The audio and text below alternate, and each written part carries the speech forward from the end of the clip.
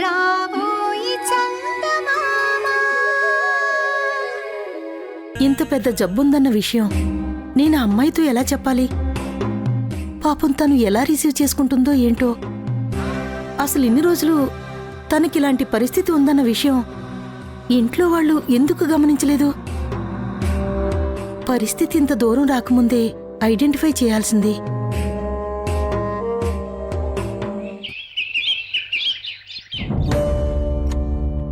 Good morning doctor. Good morning. రామ్మా కూర్చో, నీకోసమే వెయిట్ చేస్తున్నాను. చెప్పండి డాక్టర్, రిపోర్ట్స్ వచ్చాయా?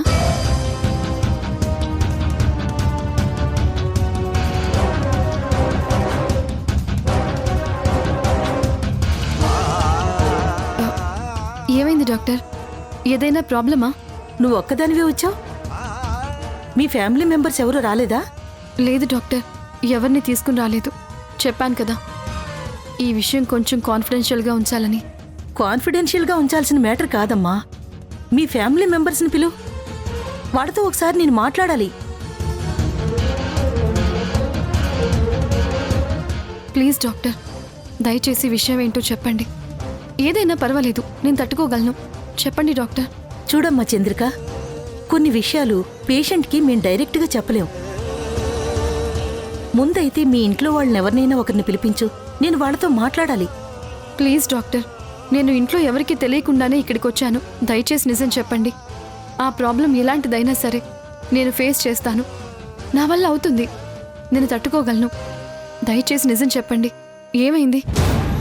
ఇదిగో చూడమ్మా, నీకు నీ పరిస్థితి అర్థం కావడం లేదు. నువ్వు చాలా సీరియస్ సిచ్యువేషన్లో ఉన్నావు. నేనొకసారి మీ ఫ్యామిలీ మెంబర్స్తో డిస్కస్ చేస్తేనే మంచిది. దయచేసి ఫ్యామిలీ మెంబర్స్ని తీసుకురమ్మని మాత్రం అడగండి డాక్టర్. ఎందుకంటే వాళ్ళకి నా గురించి ఏ వివరాలు తెలియకూడదని నేను అనుకుంటున్నాను డాక్టర్. ప్లీజ్ చెప్పండి, ఏమైంది నాకు? డాక్టర్, పరిస్థితి ఏదైనా సరే అనుభవించక తప్పదు కదా. ఎలాంటి సిచ్యువేషన్ అయినా సరే ఫేస్ చేయటానికి ప్రిపేర్డ్గా ఉన్నాను. దయచేసి నిజం చెప్పండి, ఏమైంది నాకు? నీకు క్యాన్సర్.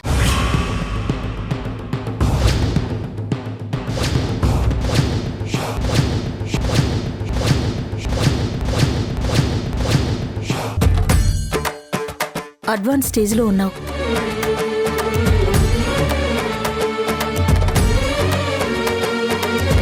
అసలు ఇన్ని రోజులు నీకీ సమస్య ఉందని తెలియకుండా, సిమ్టమ్స్ కూడా తెలియకుండా ఉండడం అనేది నిజంగా ఆశ్చర్యకరమైన విషయం. ఈ పరిస్థితుల్లో మీ ఫ్యామిలీకి తెలియకుండా దాచడం అనేది చాలా తప్పవుతుంది.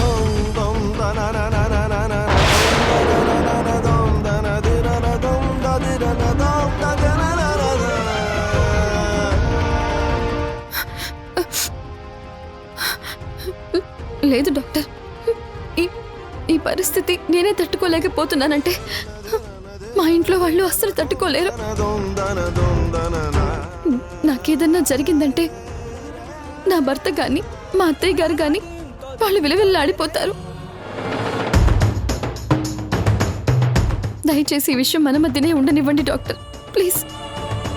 బయటెక్కడ తెలియటానికి వీల్లేదు. నువ్వెంతో కాలం దీన్ని దాచలేవమ్మా. చెప్పాను కదా, నువ్వు అడ్వాన్స్ స్టేజ్లో ఉన్నావు. ఈ విషయం నువ్వు దాచిపెట్టడం అనేది జరిగే పని కాదు. ఫ్రాంక్గా చెప్పాలంటే అసలు నీ ప్రాణం ఎప్పుడు పోతుందో కూడా నీకే తెలీదు. అలాంటి సిచ్యువేషన్లో ఇంట్లో వాళ్ళకు తెలియకుండా ఉంటే అది ఎంత పెద్ద ప్రాబ్లం అవుతుందో ఒక్కసారి నువ్వు ఆలోచించు. డాక్టర్, మీరు చెప్పింది నాకు అర్థం అవుతుంది, కానీ ఒక్కసారి నా పరిస్థితి కూడా ఆలోచించండి. ఇప్పుడు గనుక నేను ఇంటికి వెళ్ళి నా పరిస్థితి గురించి చెప్పానంటే వాళ్ళు నాకంటే ముందు ప్రాణాలు తీసుకుంటారు డాక్టర్.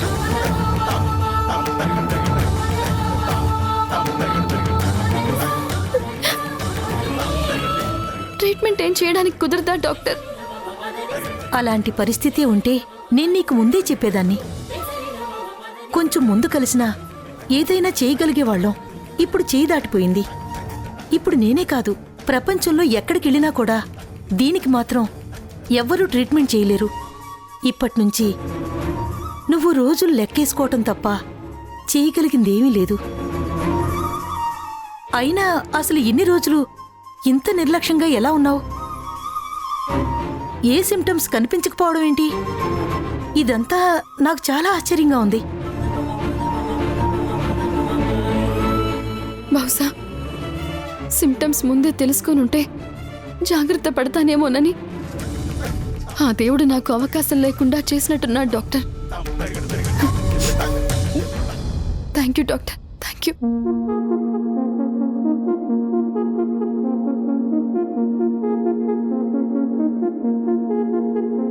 నాది నాదన్నదేది నీతో రాలేను అంది, రాసుందిలే ముందేలిసున్నదే తప్పదని పయనం, నీ ఇల్లు కొన్నాళ్ళు ఈ దేహము విడిచెళ్ళిపోతుంది నీ ప్రాణము. నా ప్రేమను అంగీకరిస్తున్నట్టేగా Chandrika? Will you marry me? కదా కన్నీరుగా జారిపోయే కథ, ఒకసారి పుట్టి ఒకసారి గిట్టి తెంచేసుకోవాలి బంధము. బ్రతుకంటే ఎట్టి మిగిలేది మట్టి, చావన్నది జన్మకే అందము.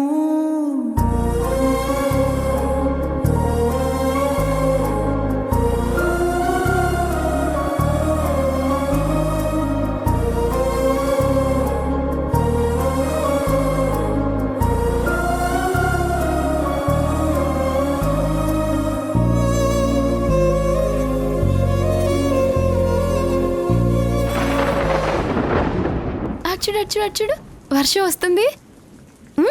వర్షం కావాలా నీకు? నా బంగారు తల్లివి కదూ.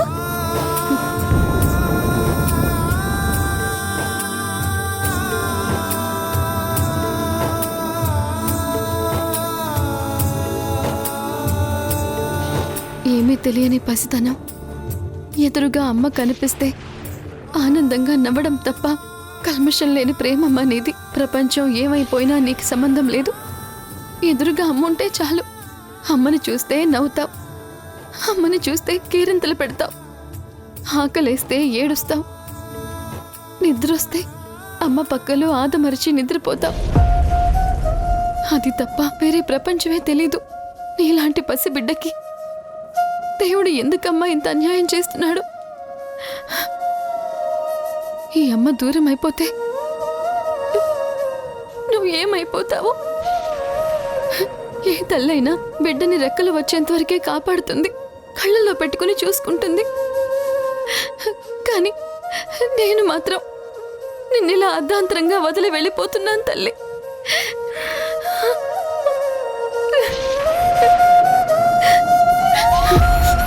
నేను లేకపోయినా కనీసం నువ్వు మీ నాన్నమ్మ దగ్గరైనా పెరుగుతావు. కానీ మీ నాన్న పరిస్థితి? కాలం అడిగే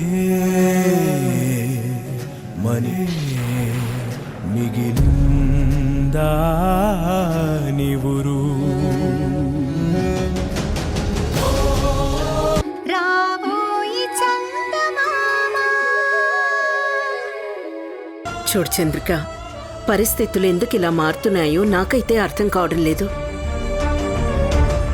భరత్ని కాపాడుకోవాలని ఒకే ఒక ఆలోచనతో నేను చేసిన పొరపాటుకి ఇంతమంది జీవితాలు నాశనం అయిపోతూ ఉంటే నేను తట్టుకోలేకపోతున్నాను. అసలు ఎందుకు ఇలా జరుగుతుందో, ఎందుకు మీ ఇద్దరి జీవితాలు ఇలా అయిపోయాయో ఆ భగవంతుడికే తెలియాలి. దయచేసి ఇంకెప్పుడు ఇలాంటి పిచ్చి పిచ్చి నిర్ణయాలు తీసుకోనని నాకు మాట ఇవ్వు. నీకేదన్నా అయితే ఈ ఇంట్లో భరతే కాదు, నేను కూడా ప్రాణాలతో మిగలను. అత్తయ్య, ఊరుకో.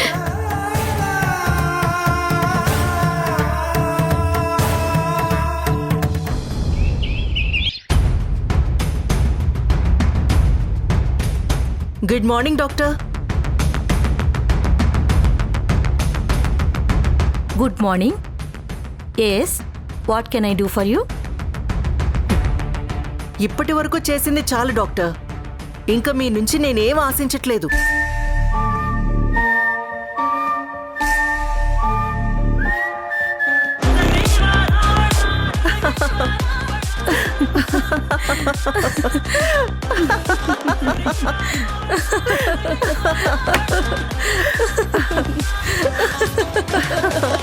దేనికే ఈ బిల్డప్? నిజంగా నువ్వు చేసిన హెల్ప్ చాలా గొప్పది లత. నువ్వు చెప్పడం వల్లే ఆ చంద్రిక పాపం నిజంగానే తనకి క్యాన్సర్ ఉందని తెగ ఫీల్ అయిపోతుంది. నీ బాధపడలేక రిపోర్ట్స్ మార్చి తనకి క్యాన్సర్ ఉందని చెప్పాను. ఇంట్లో ఎవరికీ తెలియకుండా ఉంచాలని పాపం తను చాలా సాక్రిఫైస్ చేస్తుంది. లత, తనకి ఏ కష్టం వచ్చినా సరే ఇంట్లో ఎవ్వరికీ తెలియకుండా తను జాగ్రత్త పడుతుందని నాకు ముందే తెలుసు. అందుకే నేను నీ హెల్ప్ అడిగాను. ఒక డాక్టర్గా నేనిలా చేయటం చాలా తప్పు రుద్రాణి. కేవలం మనకున్న ఫ్రెండ్షిప్ కోసం, అది కూడా నీకంటూ ఒక ఫ్యామిలీ ఏర్పడుతుందని, దానివల్లే నేను ఈ తప్పు చేయటానికి ఒప్పుకున్నాను. లత, నీకంతా తెలుసు కదా, నా ఫ్యామిలీ ఆ చంద్రిక వల్లే దూరం అయిపోయింది. దానివల్లే మా అన్నయ్య చనిపోయాడు. మా వదిన, నా మేనల్లుడు అందరూ తన వల్లే చనిపోయారు. నేను ఎవరూ లేని ఒంటరిదాన్ని అయిపోయాను లత. అలాంటి సమయంలో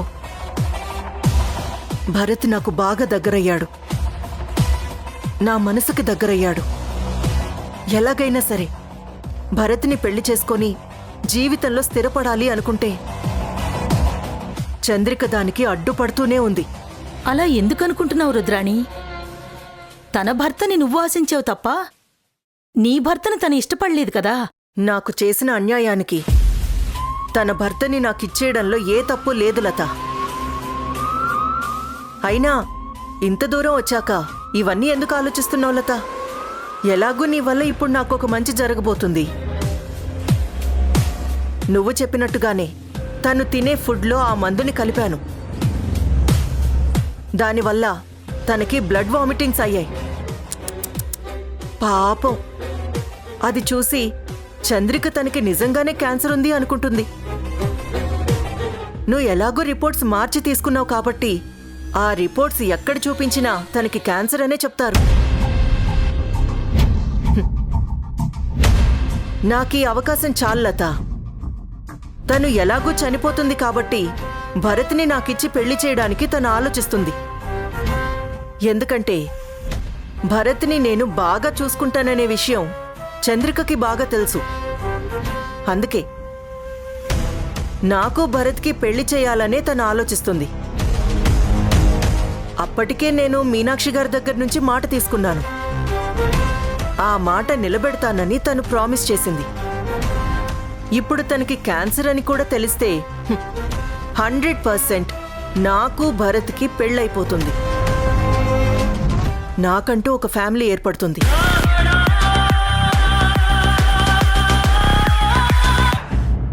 మౌనమా ఓ మౌనమా మాటలేదుగా,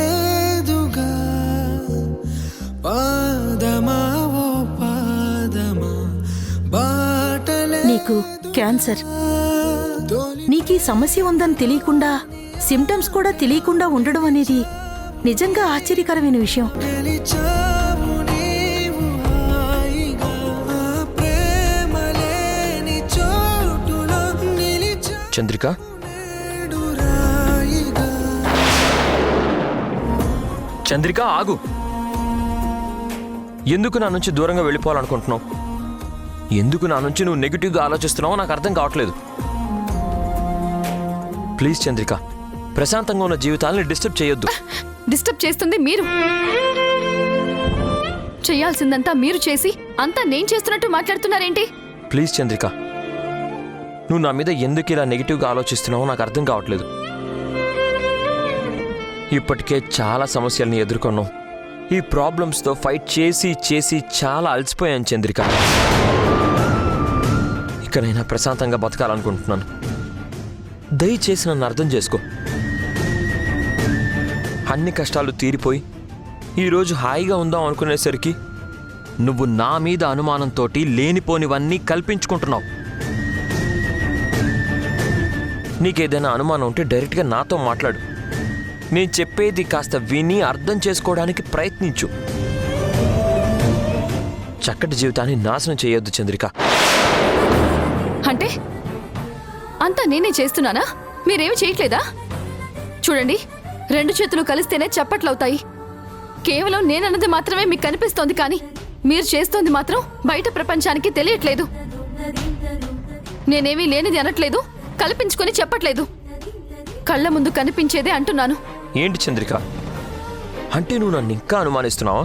ఏ, మీరు మాత్రం నన్ను అనుమానించలేదా? కడుపులో నేను మోస్తున్న బిడ్డను చూసి ఈ బిడ్డని ఎవరికి కంటున్నావని అన్నారే, ఈరోజు మీకు తెలీదా మీరు నన్ను అనుమానించారు అని? ఆ రోజు పరిస్థితులు వేరు. అంతా నీకు తెలుసు కదా. నేను రుద్రాణి చేస్తున్న మాయలో పడి నిన్ను అనుమానించాను. ఇప్పుడు కూడా అదే అంటున్నానండి. మీరు ఆ రుద్రాణి మాయలో పడ్డారు. తన మీద మీకు ఎలాంటి అభిప్రాయం లేనప్పుడు ఇంట్లో నుంచి బయటికి పంపించమంటే ఎందుకు ఆలోచించారు? మీరు మాట్లాడలేరండి. ఎందుకంటే మీరు చేస్తున్న ప్రతిదీ తప్పని మీకు బాగా తెలుసు. నా ముందు తప్పుని కప్పిపుచ్చుకోవాలి అన్న ప్రయత్నం చేయకండి. వెళ్ళండి.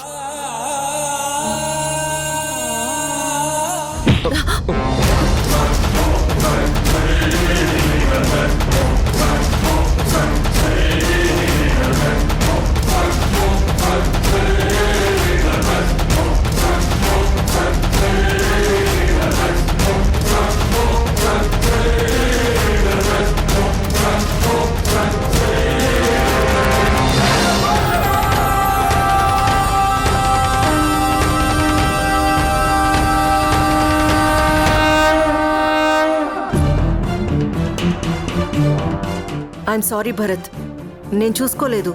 I'm extremely sorry. ఇందాకేదో అన్నారుగా, మరిప్పుడేమంటారు?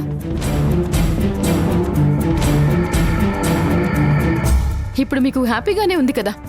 మీరు ఏ తప్పు చేయలేదు, మీ మనసులో ఏమీ లేదు అంటూనే కావాలని పోయి తనని గుద్దుకున్నారే, మరి దీన్నేమంటారు? ఏం మాట్లాడుతున్నావు చంద్రిక?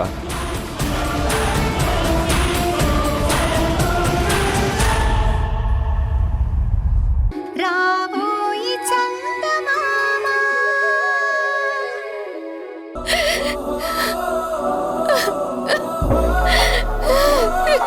చంద్రిక, వైశాలి, ఏంటి చంద్రిక ఇది? ఎందుకు ఇలాంటి పరిస్థితి తీసుకొచ్చుకుంటున్నావు? ఏం చేయమంటావు వైశాలి?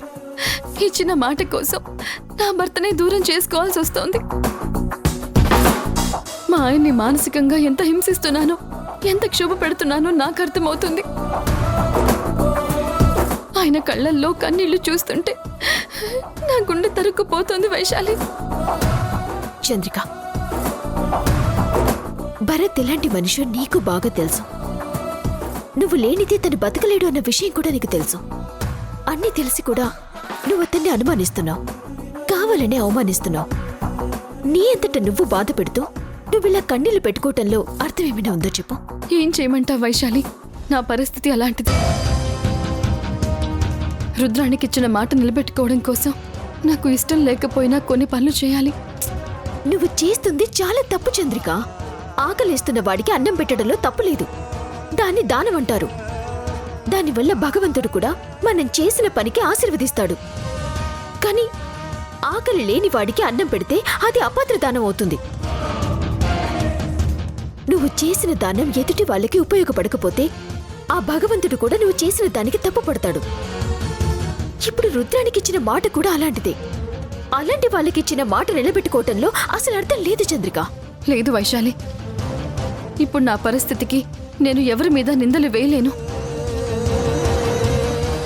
అసలు నా తలరాతే అంతా. నిజంగానే నా తలరాత బాగోలేదు వైశాలి. ఒక భార్యగా, ఆయన మంచి కోరుకునే ఒక మంచి శ్రేయోభిలాషిగా ఆయనకి దూరం అవ్వటమే మంచిదని నాకు అనిపిస్తోంది.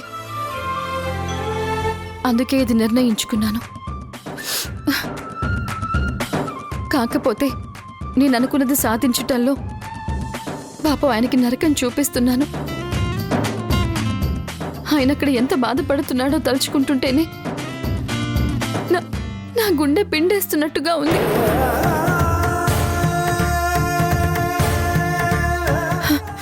భగవంతుడి దయ వల్ల ఈ ప్రాబ్లం మరింత పెద్దది కాకుండా ఆయన మనసులో అసహ్యం కలిగి నాకు దూరం అయిపోతే బాగుండు అనిపిస్తోంది.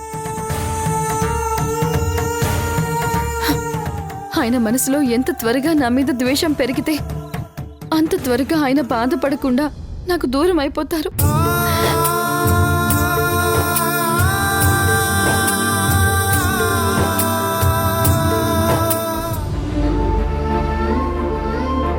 అమ్మా ప్లీజ్, నువ్వు ఒకసారి చంద్రికతో మాట్లాడు. నువ్వంటే తనకి చాలా గౌరవం. నీ మాట తప్పకుండా వింటుంది. ప్లీజ్ అమ్మా, పరిస్థితులను అర్థం చేసుకోమని చెప్పు. దయచేసి నాకు దూరం కావద్దని చెప్పమ్మా. ఏం చెప్పమంటావురా? భార్యాభర్తల మధ్య కొన్ని విషయాల్లో మూడో వ్యక్తి వచ్చి మాట్లాడకూడదు. అది మీ ఇద్దరి సమస్య. మీరు మాట్లాడుకుంటేనే బాగుంటుంది. అమ్మా, నువ్వు కూడా అలా మాట్లాడితే ఎలా అమ్మా? లేదు భరత్, నా అనుభవంతో చెప్తున్నాను. భార్యాభర్తలు కొన్ని విషయాలు వాళ్లకు వాళ్లే మాట్లాడుకుని సాల్వ్ చేసుకోవటం మంచిది. సరే అమ్మా, నేనే సాల్వ్ చేసుకుంటాను. చంద్రికతో ఎలా మాట్లాడాలో, ఏం మాట్లాడి ఈ ప్రాబ్లంని సాల్వ్ చేసుకోవాలో నాకు తెలుసు.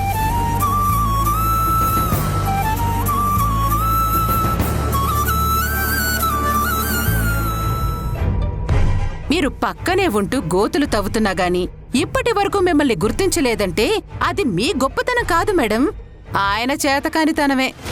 ఒసే నీరజా, ఛ! నిన్నెందుకో ఈరోజు కొట్టాలనిపించట్లేదే. దయచేసి నా పేషెన్సీని టెస్ట్ చేయకు. నోరు మూసుకొని ఇక్కడి నుంచి వెళ్ళిపో. రుద్రాణి, భరత్, రా రా రా రా రా రా రా, కూర్చో.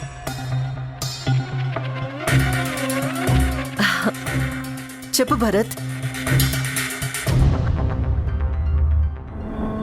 రుద్రాణి, నేను నీ దగ్గర ఒక హెల్ప్ అడగడానికి వచ్చాను. అదేంటి భరత్, నీకు ఏ హెల్ప్ కావాలన్నా నువ్వు నన్ను రిక్వెస్ట్ చేసి అడగకూడదు, ఆర్డర్ చేయాలి.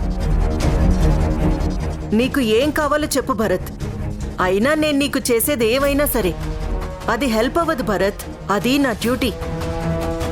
ఏం కావాలో చెప్పు, ఏం చేయమంటే అది చేస్తాను.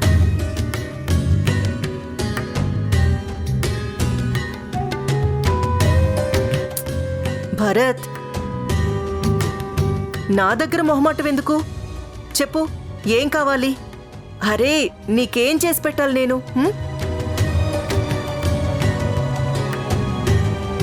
నువ్వు వెంటనే ఇంట్లో నుంచి వెళ్ళిపోతావా?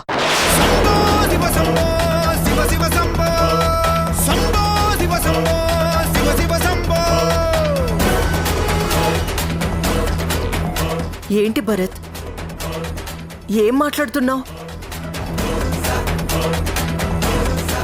అంటే నేనిక్కడ ఉండడం నీకు ప్రాబ్లంగా ఉందా?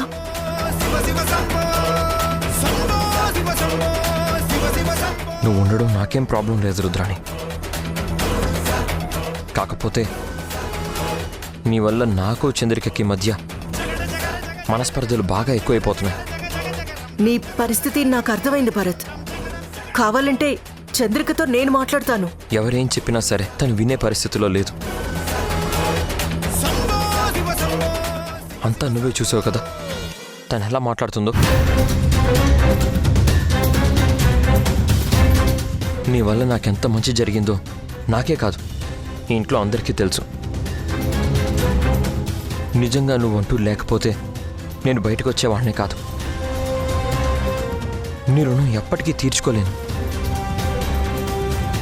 కాకపోతే నువ్వు ఇక్కడ ఉండడం వల్ల చంద్రికకి అనుమానం మరింత పెరుగుతుంది. చివరికి మా కాపురమే ముక్కలైపోయే పరిస్థితికి వచ్చింది రుద్రాణి. దయచేసి ఇంట్లో నుంచి వెళ్ళిపోవా. నిన్ను రిక్వెస్ట్ చేస్తున్నాను, ప్లీజ్. కదలికే తెలియని శిలని కదిలించి ఓ ప్రేమ కలయికే కలని మాయమైపోకుమా. గతముగా మిగిలిన చితిని బతికించి ఓ ప్రేమ చెరిపిన చెరగని గాయమైపోకుమా.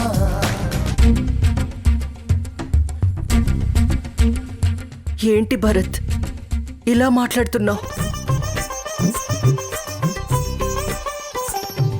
సారీ రుద్రాణి, నేను ఇప్పుడున్న పరిస్థితుల్లో నీకేమీ చెప్పలేను. Please try to understand.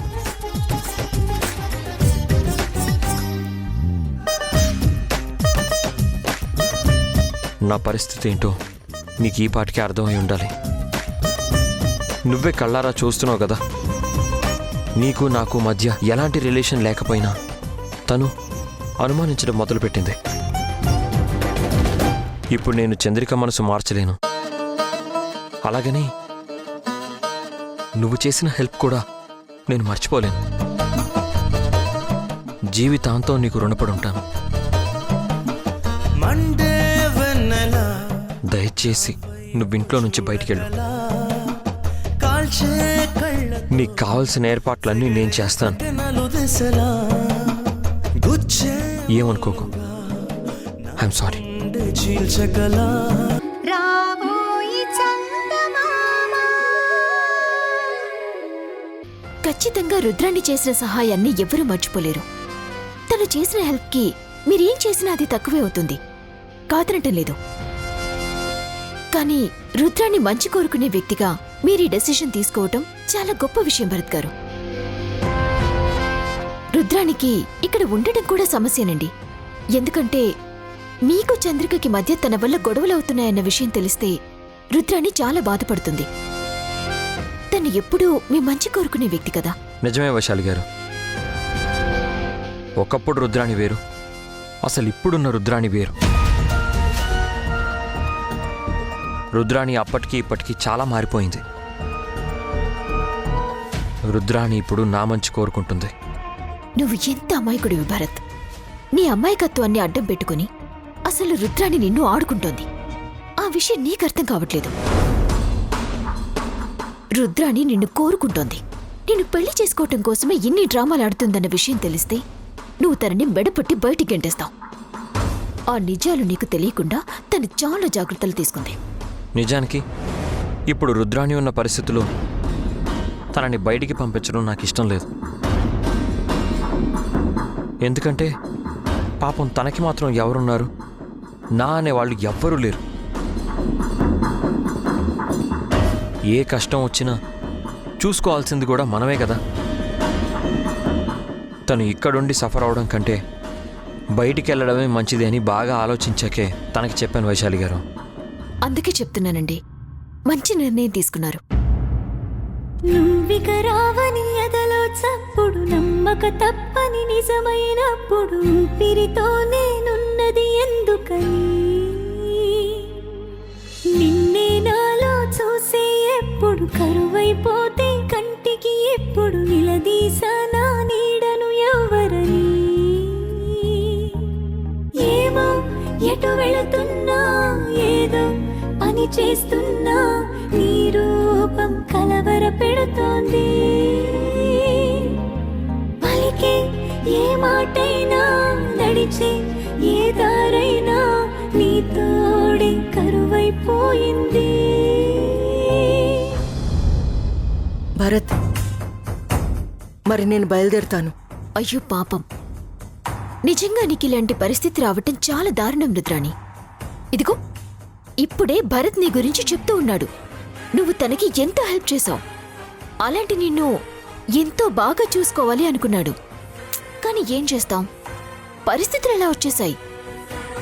అన్నీ మనం అనుకున్నట్టు జరగవు కదా. నువ్వు కూడా భరత్ చంద్రిక బావుండాలనే కోరుకునే మనిషివి. అందుకే నువ్వు వెళ్ళడానికి నిర్ణయం తీసుకున్నావు. నిజంగా నీది చాలా మంచి మనసు రుద్రాణి.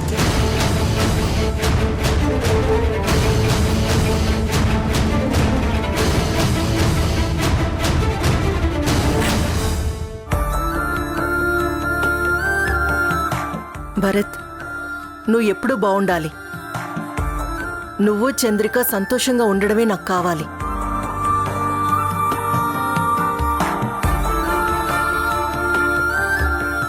నా వల్ల మీ ఇద్దరి మధ్య గొడవలు రావడం, మీ ఇద్దరి మధ్య గ్యాప్ రావడం నాకు అస్సలు ఇష్టం లేదు.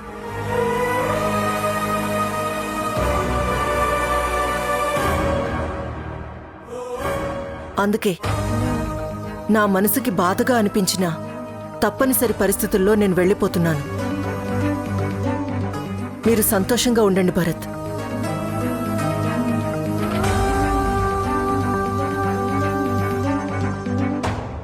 వైశాలి, నేను దూరమైనా నువ్వు మాత్రం వీళ్లను కంట కనిపెడుతూ ఉండు. ఒక మంచి ఫ్రెండ్గా వాళ్ళకి మంచి సలహాలిస్తూ ఎప్పుడూ ఏ కష్టం రాకుండా చూసుకోవాల్సిన బాధ్యత నీదే.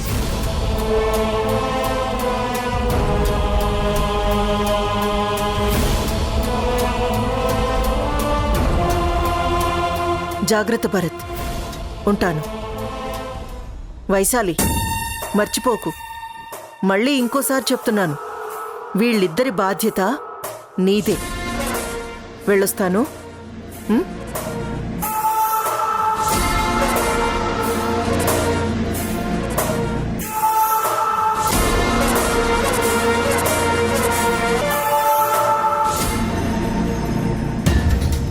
ఇదేంటి వెళ్ళదు వెళ్ళదు అనుకుంటే లగేజ్తో పాటు అలా వెళ్ళిపోతుంది. ఆ మొహంలో కొంచెమైనా బాధ కనిపించట్లేదేంటి? పైగా వెటకారంగా నవ్వుతుంది. ఆ నవ్వుకి అర్థమేంటి? దీన్ని వెనకాలేదన్న ప్లాన్ ఉందా?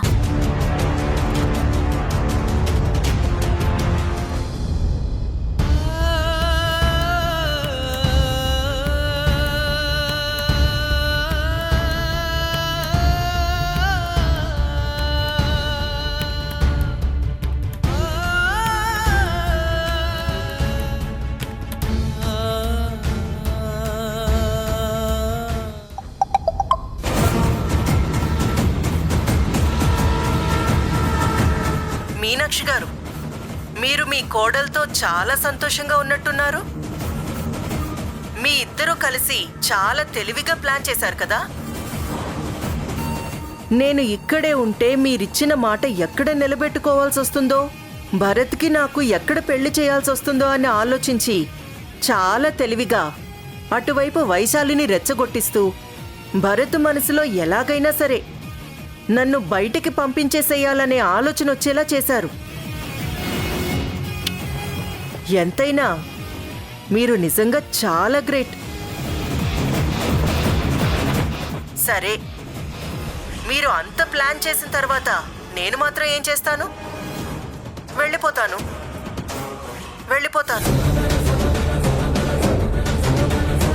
కానీ వెళ్లే ముందు ఒక్క విషయం. నాలాంటి మనిషి ఊరికే వెళ్ళిపోతుందని ఎలా అనుకుంటున్నారు? మీరు చెప్పగానే సరే అని తలొంచుకొని వెళ్ళడానికి నేనేమన్నా ఆర్డినరీ పర్సన్ అనుకున్నారా? రుద్రాణి, నేను ఏం చేసినా దాంట్లో ఒక అర్థం ఉంటుంది. నేను సైలెంట్గా వెళ్ళిపోతే మీరు మీ కొడుకో కోడలతో సంతోషంగా ఉండాలనుకుంటున్నారు. కానీ మీ మనవరాలి పరిస్థితి గురించి ఏమన్నా ఆలోచించారా? మీ మనవరాలంటే మీకు చాలా ఇష్టం కదా.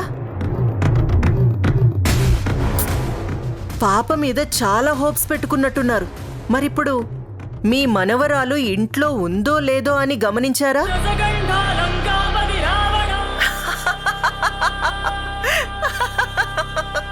చూడండి అత్తయ్య, నేను ఈ ఇంట్లో నుంచి బయటికి వెళ్ళానంటే నెక్స్ట్ థ్రెట్ వచ్చేది ఎవరికో తెలుసా? మీ మనవరాలికే. నేను ఈ ఇంట్లో ఉండాలో ఉండకూడదో ఇప్పుడు డెసిషన్ తీసుకోండి. నేను వెళ్ళిపోయే లోపల మీరు నిర్ణయం తీసుకోవాలి. లేదంటే ఏం జరుగుతుందో మీకు ప్రత్యేకంగా చెప్పాల్సిన అవసరం లేదనుకుంటాను. పాప చంద్రిక, చంద్రిక, చంద్రిక, పాపేది? అత్తయ్య, పాప కనిపించట్లేదు అత్తయ్య. పాపని జాగ్రత్తగా చూసుకోవాలి కదా, అలా ఎలా వదిలేశావు? లేదత్తయ్య, ఇందకటి వరకు ఇదిగో ఇక్కడే ఉంది అత్తయ్య. తనని అక్కడే కూర్చోపెట్టి నేనేదో పని చేసుకోవడానికని వెళ్ళాను. తిరిగి వచ్చేసరికి పాప కనిపించట్లేదు అత్తయ్య. నేనంతా వెతికాను, కానీ ఎక్కడా కనిపించట్లేదు. ఏమైందో అర్థం కావడం లేదు. రా,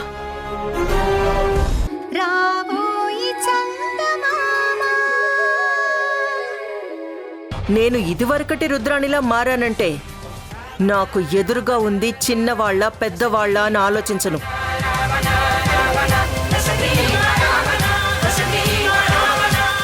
నా గురించి మీకు బాగా తెలుసు కదా, కాబట్టి కొంచెం జాగ్రత్తగా ఉండండి. మీరే కాదు, ఆ వైశాలిని కూడా తన కంట్రోల్లో ఉండేలా చూడండి. నా దారికి ఎవ్వరడ్డొచ్చినా నేను ఎవ్వరిని స్పేర్ చేయను. పద చంద్రిక.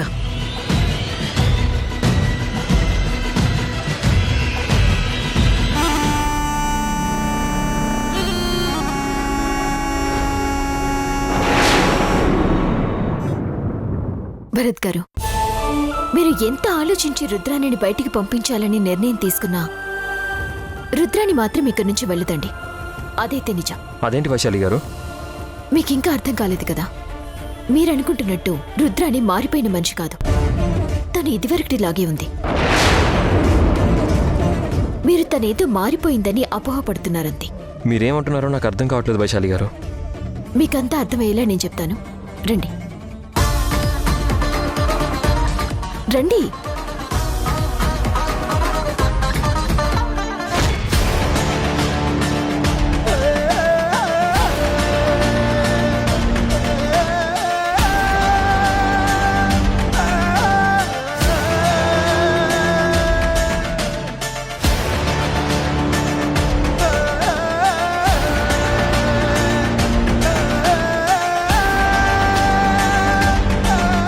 రుద్రాణి,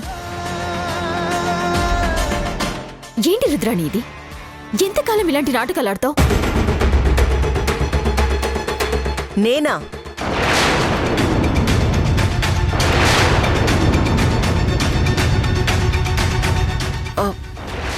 అరే వైశాలి, నేను నాటకం ఆడ్డమేంటి?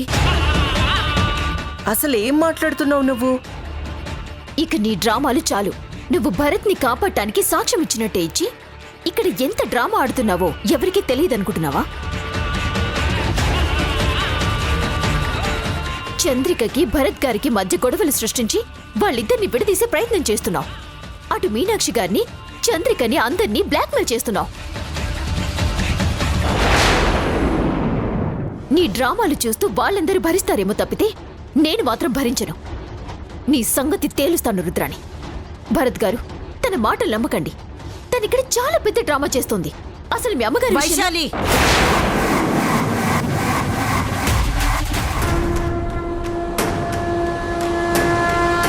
ఏంటిక్కడ గొడవ? గొడవ కాదండి, ఇప్పటికైనా మించిపోయిందేమీ లేదు. అసలు రుద్రాణి గురించి అర్థమయ్యేలాగా మీ అబ్బాయికి చెప్పండి. తను మిమ్మల్ని బ్లాక్మెయిల్ చేయట్లేదు. నువ్వేం మాట్లాడుతున్నావు వైశాలి? రుద్రాణి నన్ను బ్లాక్మెయిల్ చేయడం ఏంటి? అదంతా అబద్ధం. అమ్మా, అసలు ఇక్కడ ఏం జరుగుతోంది? నాకేం అర్థం కావట్లేదు. రే, నేను చెప్తున్నాను కదా, రుద్రాణి ఇదివరకటి మనిషిలా కాదు. తను చాలా మారిపోయింది. తను చాలా పొలైట్గా ఉంది. తనెవరిని ఇక్కడ బ్లాక్మెయిల్ చేయటం లేదు.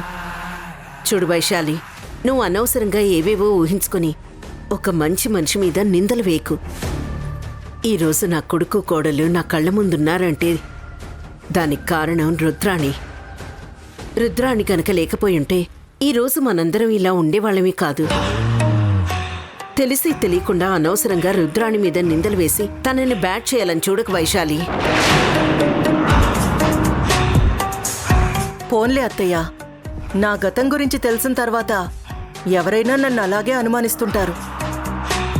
ఇందులో పాపం వైశాలి తప్పేం లేదు.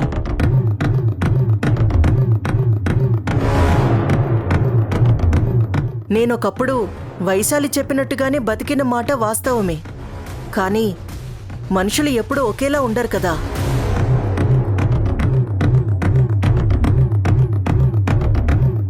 కాలంతో పాటు మనుషులు కూడా మారిపోతూ ఉంటారు.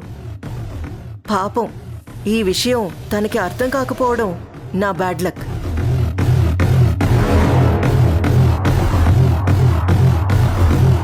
అందుకే అత్తయ్య, ఇక్కడుండి ఇంతమందిని బాధ పెట్టే కంటే నా దారిన నేను వెళ్ళిపోతాను.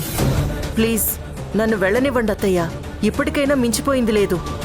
ముసల్తనం వచ్చి కదల్లేని స్థితిలో ఉన్నా సరే సింహాన్ని క్రూర జంతువులాగే చూస్తారు తప్ప మానవత్వంతో ఎవ్వరూ చూడరు. నా పరిస్థితి అంతే. ప్లీజ్ నేను వెళ్ళిపోతాను. వద్దమ్మా, నువ్వెక్కడికి వెళ్ళటానికి వీల్లేదు. ఇక్కడే ఉంటున్నావు. అది కాదమ్మా, రుద్రాణి చెప్పింది కూడా నిజమే. ఇక్కడ ఉండడం తనకు కూడా అంత కంఫర్ట్గా ఉండదు. చంద్రిక తనని అనుమానిస్తుంది.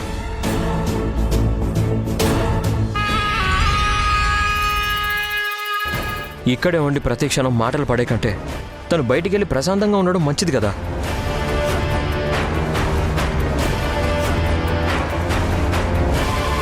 రుద్రాణి హ్యాపీగా ఉండడానికి నేను వేరే ఏర్పాట్లు చేస్తానమ్మా. నేను చెప్తున్నాను కదా భరత్, ఎట్టి పరిస్థితుల్లోనూ రుద్రాణి ఈ ఇల్లు దాటి వెళ్ళటానికి వీల్లేదు. నేనున్నంతకాలం తను ఇక్కడే ఉంటుంది. అది కాదంటే మీరు వైశాలి,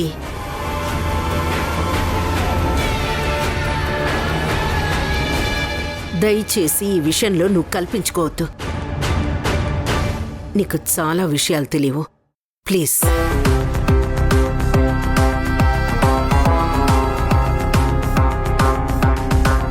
చూడు భరత్, నేను ఈ ఇంట్లో ఉండాలి అనుకుంటే నాతో పాటే రుద్రాణి కూడా ఇక్కడే ఉంటుంది. ఒకవేళ రుద్రాణి బయటికి వెళ్ళాలి అనుకుంటే తనతో పాటు నేను కూడా వెళ్ళిపోవాల్సి వస్తుంది. అది గుర్తుపెట్టుకో. రుద్రాణి, నువ్వురా.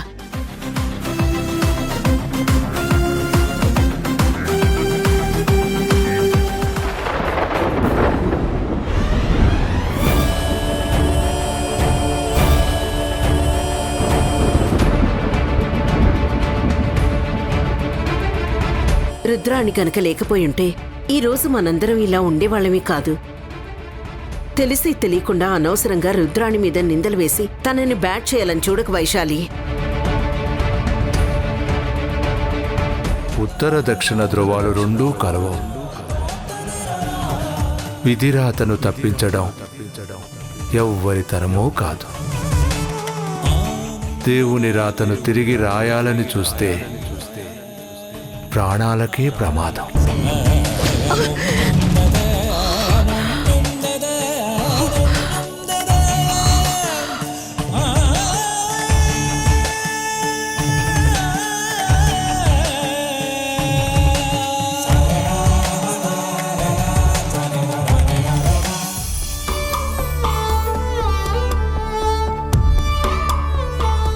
భరత్, నా మనసెందుకు కీడు శంకిస్తోందిరా.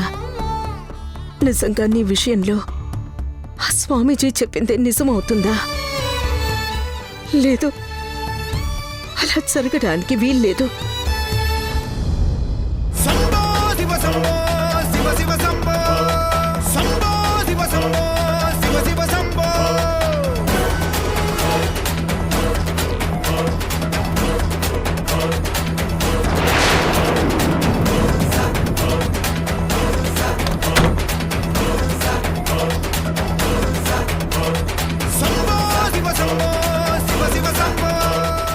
ఇదేంటి?